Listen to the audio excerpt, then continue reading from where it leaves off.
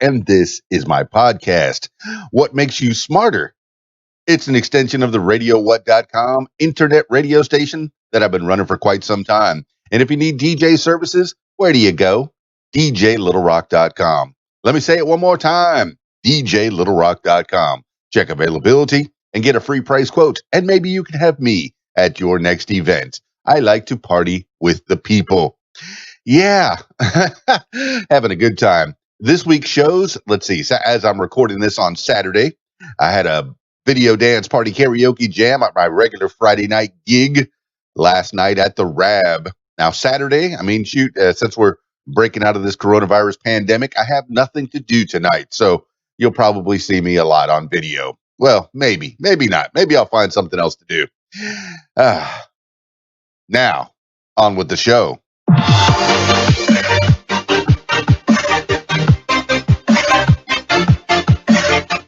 Today on the program, 10 things you need to know today, or Saturday, July 25th, 2020. 10 things you need to know today. Number 1, coronavirus cases continue to rise globally. Coronavirus data collected by Reuters shows a growing number of countries across every global region are experiencing resurgent coronavirus epidemics. Nearly 40 countries have reported record daily increases in infections over the past week, double the number that did so the previous week. The United States, India, and Brazil continue to be major drivers in global infections, but Australia, Japan, South Africa, and Spain are among other countries that have seen an uptick in certain places. South Korea on Saturday reported more than 100 newly confirmed cases for the first time in 4 months. Although 68 of those were workers returning from Iraq and crew members of a Russian freighter. South Korean authorities have warned about a spike in cases coming from abroad and asked the public not to panic. This is according to Reuters and the Associated Press. Number 2, Republicans wrap up week's unemployment renewal debate with no agreement. Republicans wrapped a week of coronavirus relief bill discussions on Friday, seemingly no closer to an agreement. The GOP has spent the week discussing the next CARES, C-A-R-E-S, Act, and the unemployment boost that expires at the end of the month, but haven't agreed with a party-wide approach to replace it. Senate Majority Leader Mitch McConnell, Republican Kentucky, announced Tuesday that the party would seek another round of $1,200 stimulus payments and leave out the $600 a week unemployment boost. However, a meeting of Senate GOP leaders and Trump administration officials signaled there was still a disagreement within the party and with the administration. House Speaker Nancy Pelosi, Democrat California, and Senate Minority Leader Chuck Schumer, Democrat New York, called the lack of consensus, quote, simply unacceptable, end quote. McConnell said he hoped to reach an agreement, quote, in the next few weeks, end quote. This is according to Bloomberg and the Washington Post. Number 3, federal agents continue to police Portland protests. At least 18 people in the past week have been arrested as federal agents continue to crack down on protests in Portland, Oregon. The Department of Justice said Friday. The same day, a federal judge denied Oregon Attorney General Ellen Rosenblum's request for a temporary restraining order that would require federal agents to identify themselves before making an arrest. People protesting racism and police brutality have been met with tear gas, rubber bullets, and alleged, quote, kidnapping, end quote, by federal agents, some of them unidentified. Agents were recently recorded shoving volunteer medics to the ground as they tried to aid injured protesters. Homeland Security officials have defended the agents, while former department officials have roundly decreed, decreed, D-E-C-R-I-E-D. Wow. I haven't seen that word in a long time.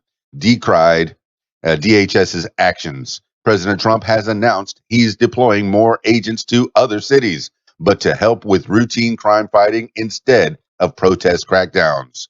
This is according to the Washington Post and NPR. Number 4, Fauci Vaccine likely won't be widely available until months into 2021. Dr. Anthony Fauci, director of the National Institute of Allergy and Infectious Diseases and member of the White House Coronavirus Task Force, on Friday said a COVID-19 vaccine likely won't be widely available until months into next year. Quote, I think as we get into 2021, several months in, you would have a vaccine that would be widely available to the people in the United States, end quote. Fauci told the Washington Post. Fauci says he believes it is, quote, likely, end quote, there will be, quote, tens of millions of doses, end quote, of a potential vaccine available by the beginning of next year. However, adding that he expects answers about whether one is safe and effective by the end of 2020 or by early 2021. This is according to CNBC and the Washington Post. Number 5, Tropical Storm Hannah becomes season's first Atlantic hurricane. The United States National Hurricane Center said Saturday that Tropical Storm Hannah, which is barreling toward the Texas coast, has been upgraded to the first Atlantic hurricane of the 2020 season. The storm has parts of Mexico and Texas on alert and is reportedly threatening to bring 6 to 12 inches of heavy rain, storm surge of up to 5 feet, and possible tornadoes. As of Saturday morning, its maximum sustained winds had increased to 75 miles per hour. Meanwhile, Tropical Storm Gonzalo is still moving through the Caribbean with 40 mile per hour winds. Tropical storm warnings were in effect for Tobago and Grenada. Gonzalo and Hannah both set records for the earliest 7th and 8th Atlantic named storms, a feat also accomplished this year by Cristobal, Danielle, Edouard, and Faye. In the Pacific Ocean, Category 3 Hurricane Douglas is nearing Hawaii. This is according to the Associated Press and the National Hurricane Center. Number 6, CDC says 1/3 of coronavirus patients have ongoing symptoms. The Centers for Disease Control and Prevention on Friday said as many as 1/3 of coronavirus patients who were never hospitalized do not recover within 3 weeks of their diagnosis and instead experience ongoing symptoms like fatigue or a cough. One patient who is reportedly on day 129 of her recovery told NBC News the CDC's report, quote, is monumental, end quote, for people dealing with prolonged recoveries. The acknowledgement comes shortly after the CDC updated its quarantine guidelines, which now say people with mild to moderate cases can leave their isolation after 10 days, the point at which the agency no longer considers a person to be infectious. So while symptoms can last for much longer, it appears the CDC does not consider those patients to be a transmission risk. This is according to NBC News and the Washington Post. Number 7, Supreme Court rejects Nevada's church petition against attendance limits. The Supreme Court on Friday denied a petition from Calvary Chapel, Dayton Valley in Dayton, Nevada, claiming a state policy limiting in-person church attendance to 50 during the coronavirus pandemic violated the Constitution. Chief Justice John Roberts was the swing vote in the 5-4 decision, joining the court's liberal justices. As in typical such cases, the majority did not provide a reason for the rejection. The bench's conservative wing, meanwhile, dissented, emphasizing the church's argument that houses of worship were treated differently from other places where large gatherings take place, including casinos, gyms, and restaurants. Quote, the world we inhabit today, with a pandemic upon us, poses unusual challenges, end quote. Justice Neil Gorsuch wrote, quote, but there is no world in which the Constitution permits Nevada to favor Caesar's Palace over Calvary Chapel, end quote. This is according to the Washington Post and CNN. Number 8, Singaporean man pleads guilty to spying for China.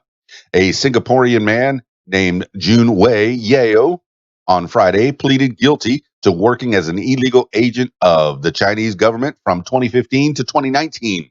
He was charged with using his political consultancy in the United States as a front for collecting information for Chinese intelligence.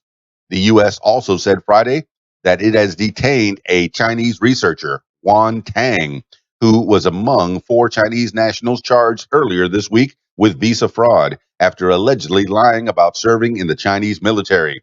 The 2 incidents are the latest in a series of events highlighting the rising tensions between Washington and Beijing. Earlier this week, the U.S. ordered China's consulate in Houston to shut, prompting Beijing to close the U.S. consulate in Chengdu. This is according to BBC and CNN. Number 9, analysts, Democrats potentially poised to take control of Senate. Political analysts are pointing to Democrats' increasing odds of flipping the Senate this fall. July ratings from the Cook Political Report predict the race for Senator Martha McSally, Republican Arizona seat, is now in Democrat Mark Kelly's favor, and Georgia and Iowa's Republicans held spots are now rated toss-ups. 4 other Republican-held seats are considered toss-ups as well, and just one win would negate a likely loss for Senator Doug Jones, Democrat, Alabama. If Democrats won 3 Senate seats, they would take control of the chamber. Even Republican strategists tell Cook they're worried, quote, something remarkable would have to happen for Republicans to still have control of the Senate after November, end quote, one GOP pollster said. This is according to the Cook Political Report and The Week. Number 10, LeBron James group to donate $100,000 to Florida ex-felons' fines so they can vote. More than a vote. A group that LeBron James helped establish this year on Friday announced that it would donate $100,000 towards paying fees and fines of people in Florida with past felony convictions so they can register to vote.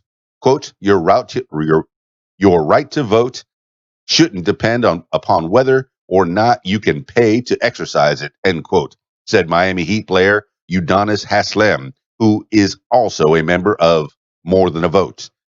Florida passed a law stating former felons who have completed their sentences must pay all court fees and fines before they are able to register to vote. A judge in May found it unconstitutional, saying it creates a, quote, pay-to-vote system, end quote. But the Supreme Court allowed the law to stay in effect while legal challenges continue. This is according to Politico. That's 10 things you need to know today for Saturday, July 25th, 2020. Thank you so much for listening. I know I kind of stumbled through most of that stuff. This has been What Makes You Smarter. If you'd like to tell your story or listen to the stories of others, I encourage you to check out my other podcast, What Makes You Famous. Find it everywhere using the hashtag What Makes You Famous.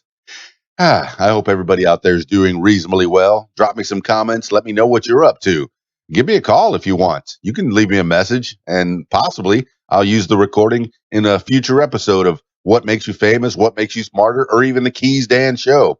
I've been doing the KeysDAN Show, the weekly roundup on Sunday evenings at 6 p.m. Central Time, 7 p.m. Eastern Time, right here on KeysDAN's Facebook, the YouTube, Twitter, Periscope, and twitch.tv/KeysDAN. Hey, add me on YouTube. I think I'm going to go ahead and try to get some more YouTube subscribers and see if I can get the video versions of all my various podcasts out there and get some more views and likes, especially the What Makes You Famous podcast. That's the one where I do a lot of interviews and I help promote people. I want to make sure that those people get the most exposure around, the most exposure possible. So add me on YouTube, youtube.com, user KeysDAN.